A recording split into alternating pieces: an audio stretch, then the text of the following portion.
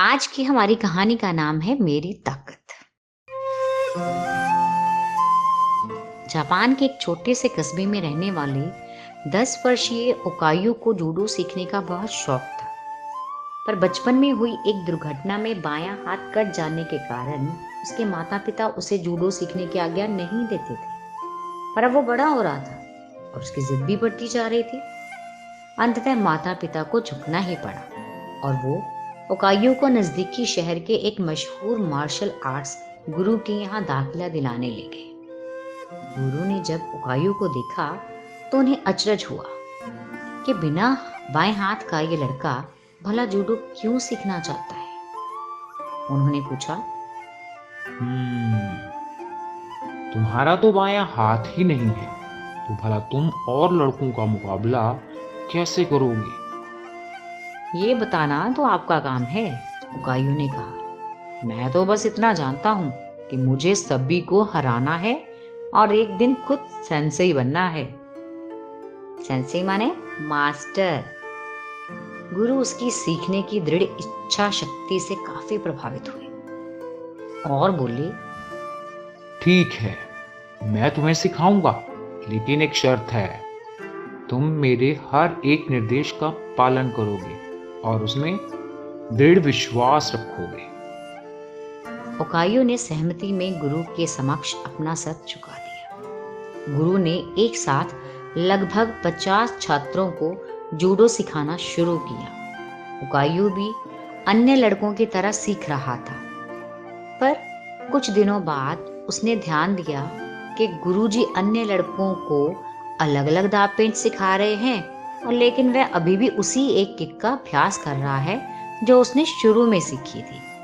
उससे रहा नहीं गया और उसने गुरुजी से पूछा, गुरुजी, आप अन्य लड़कों को नई नई चीजें सिखा रहे हैं, पर मैं अभी भी बस वही एक किक का अभ्यास कर रहा हूँ। क्या मुझे और चीजें नहीं सीखनी चाहिए?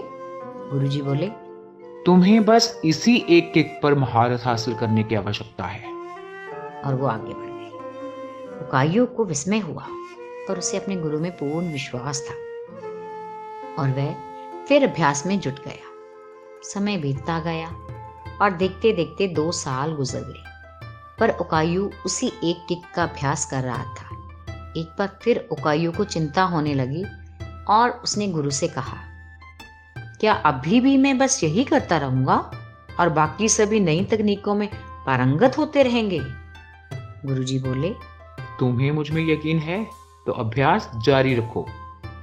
ओकायू ने गुरु की आज्ञा का पालन करते हुए बिना कोई प्रश्न पूछे अगले 6 साल तक उसी एक किक का अभ्यास जारी रखा। सभी को जूडो सीखते 8 साल हो चुके थे कि तभी एक दिन गुरुजी ने अपने सभी शिष्यों को बुलाया और बोले, मुझे आपको जो ज्ञान देना था वो मैं दे चुका हूँ और अब गुरुकुल की परंपरा के अनुसार सबसे अच्छे शिष्य का चुनाव एक प्रतिस्पर्धा के माध्यम से किया जाएगा और इसमें विजयी होने वाले शिष्य को सेंसेई की उपाधि से सम्मानित किया जाएगा। प्रतिस्पर्धा आरंभ हुई।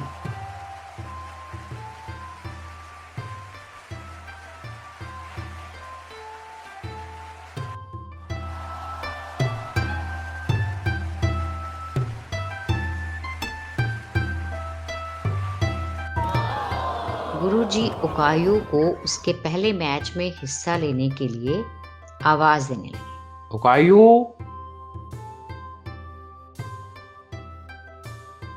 ओकायू ने लड़ना शुरू किया और खुद को आश्चर्यचकित करते हुए उसने अपने पहले 2 मैच बड़ी आसानी से जीत लिए। तीसरा मैच थोड़ा कठिन था, लेकिन कुछ संघर्ष के बाद विरोधी ने कुछ क्षणों के लिए अपना ध्यान उस पर से हटा दिया। ओकायू को तो मानो इसी मौके का इंतजार था।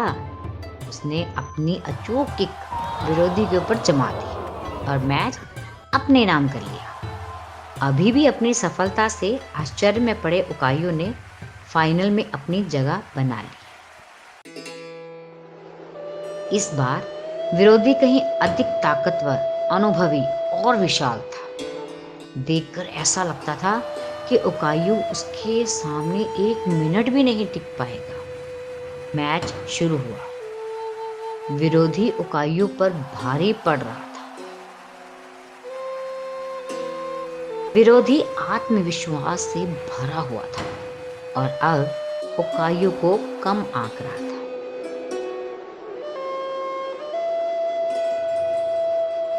ओकायू ने 8 साल तक जिस किक की प्रैक्टिस की थी उसे पूरी ताकत और सटीकता के साथ विरोधी के ऊपर जड़ दी और उसे जमीन पर धराशायी कर दिया। उस किक में इतनी शक्ति थी कि विरोधी वहां मूर्छित हो गया और ओकायू को विजेता घोषित कर दिया गया।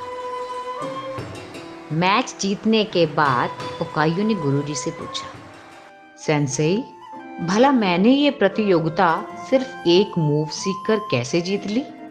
तुम 2 वजह से जीते। गुरुजी ने उत्तर दिया। पहला, तुमने जूडो की एक सबसे कठिन किक पर इतनी मास्टरी कर ली कि शायद ही इस दुनिया में कोई और ये किक इतनी दक्षता से मार पाए। और दूसरा, इस किक से बचने का एक ही उपाय है और वह है विरोधी के बाएं हाथ को पकड़कर उसे जमीन पर गिराना। ओकायू समझ चुका था कि आज उसकी सबसे बड़ी कमजोरी ही उसकी सबसे बड़ी ताकत बन चुकी थी। मित्रों, इंसान होने का मतलब ही है अधूरा होना। अधूरापन अपने आप में बुरा नहीं होता, बुरा होता है हमारा उससे समझौता करने का तरीका। अगर ओकायू चाहता तो अपने बाएं हाथ के ना होने का रोना रोकर एक अपाहिज की तरह जीवन बिता सकता था, लेकिन उसने इस वजह से कभी खुद को हीन नहीं महसूस होने दिया। उसमें अपने सपने को साकार करने की दृढ़ इच्छा शक्ति थी और यकीन जानिए, जिसके अंदर ये इच्छा होती है ना, भगवान उसकी मदद के लिए कोई ना कोई गुरु भेज देते हैं। ऐसा गुरु जो उसकी सबसे बड़ी कमजोरी को ही उसकी सबसे बड़ी ताकत बना उसके सपने साकार कर देता है। तो देखा दोस्तों, कैसी लगी आज की कहानी?